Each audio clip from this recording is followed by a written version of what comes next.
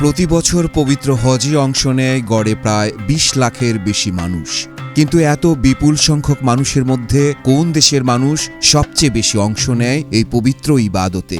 চলুন জেনে নেই হজের পরিসংখ্যান ও পেছনের আকর্ষণীয় বাস্তবতা।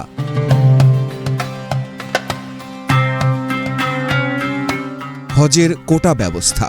প্রতি বছর হজ আয়োজন করে সৌদি আরব সরকার, আর মুসলিম সংখ্যার ভিত্তিতে প্রতিটি দেশকে একটি নির্দিষ্ট কোটা দেওয়া হয়। সাধারণভাবে প্রতি ১,০০০ জন মুসলিম নাগরিকের মধ্যে একজন হজে যাওয়ার অনুমতি পায়। এই কোটাই নির্ধারণ করে কোন দেশ থেকে কতজন হজে যেতে পারবে।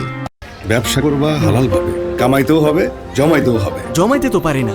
বিকাশ অ্যাপে ইসলামিক ডিপিএস খোলো, সপ্তাহে বা মাসে টাকা জমান, শরিয়া মোতাবেক মুনাফা পান। ২০২৫ সালে বিশ্বের ১৭১টি দেশের মোট ১৬,৭৩,২৩০ জন হজযাত্রী হজ পালন করেছেন, যার মধ্যে ১,৬৬,৬৫৪ জন সৌদি আরবের অভ্যন্তরীণ এবং ১৫,০৬,৫৭৬ জন বিদেশি হজযাত্রী। শীর্ষ দেশ। দেশভিত্তিক কোটার ভিত্তিতে ইন্দোনেশিয়া থেকে সর্বোচ্চ ২,২১,০০০, পাকিস্তান থেকে ১,৮০,০০০, ভারত থেকে ১,৭৫,০২৫ জন, বাংলাদেশ থেকে ১,২৭,১৯৮ জন হজ করার সুযোগ পেয়েছেন। ২০২৬ সালে বাংলাদেশ থেকে ৭৮,৫০০ জন, সরকারি ব্যবস্থাপনায় ৪,৫৬৫, বেসরকারি ব্যবস্থাপনায় ৭৩,৯৩৫ জন হজ পালন করার অনুমতি পেয়েছেন।